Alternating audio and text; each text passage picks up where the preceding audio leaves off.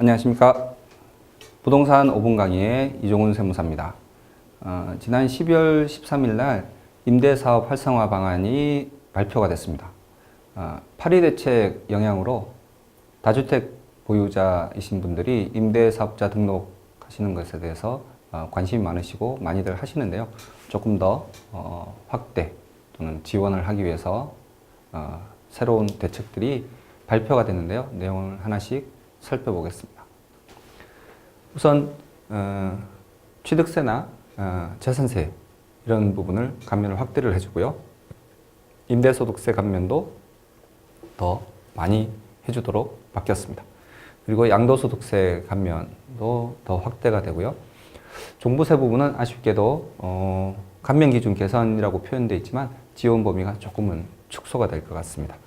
그리고 건보료 부담 19년부터 임대사업자 등록을 하게 되면 19년부터 소득이 발생될 수 있습니다. 그래서 소득이 발생이 되면 건강보험료를 안 내던 부분이 내게 되거나 아니면 추가로 더 내게 되거나 하는 부분들이 발생이 되는데요. 그런 부분들을 완화시켜주기 위한 정책이 발표가 됐습니다. 요 뒤는 양도소득세부터 건보료 부담 완화까지 어떤 내용들이 있는지 한번 살펴보겠습니다. 우선 양도소득세 감면 확대입니다. 조세특례 제한법에 있는 내용인데요. 지금까지는 준공공임대주택으로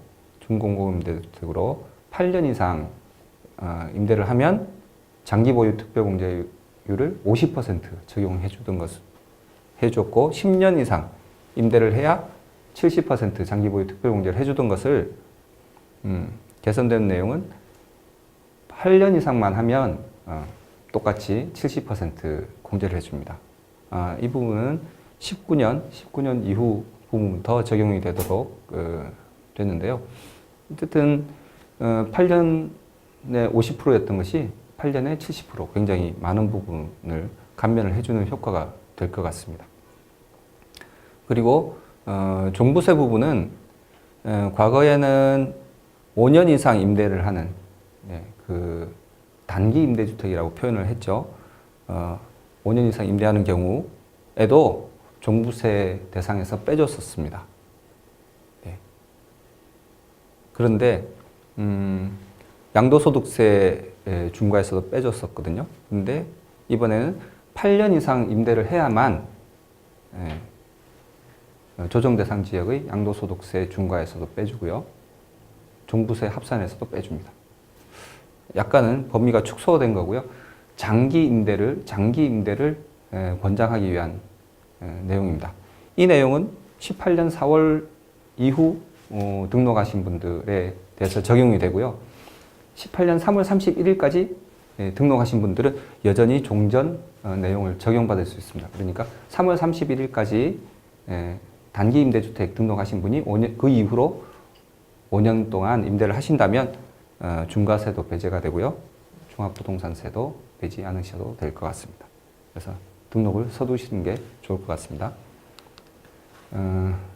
그리고 앞에서 말씀드린 것처럼 소득이 발생됨에 따라서 건강보험료를 추가로 더 내셔야 되는 분들이 생기는데 2020년 말까지 등록을 완료하신 분에 한해 등록을 완료하신 분이 분리과세 대상 사업자이시다라고 한다면 80% 또는 40%의 건강보험료 인상분을 감면해 줍니다. 인상분에서 80% 내지는 40%를 감면해 줍니다. 예시로 들어놓은 내용인데요. 피부양자이신 분, 지금까지 건강보험료를 하나도 안 내시던 분이 가족이나 그런 분들의 피부양자 밑으로 그분들의 밑으로 들어가 계시던 분들이 이 소득이 발생됨으로 인해서 자기가 새로 독립된 건강보험료 부담자가 된다. 그러면 이렇게 등록을 안 하면 154만 원이라는 1년에 154만 원이라는 건강보험료를 내실 수도 있을지도 모릅니다. 그거를 8년 임대 등록을 하면 31만 원으로 줄어들고요. 4년 임대를 하면 92만 원 줄어든다고 합니다. 굉장히 큰 폭의 혜택이고요. 이후에 2020년 말 이후에도 혜택 폭을 계속 유지할 것인지 이런 부분들은 아직 미정인 것 같습니다. 그렇지만 건강보험료 부담을 많이 줄여주고 있기 때문에 임대사업자 등록 적극적으로 고려하시는 것이 좋을 것 같습니다. 지금까지 부동산 전문 세무사 이종훈 세무사였습니다. 감사합니다.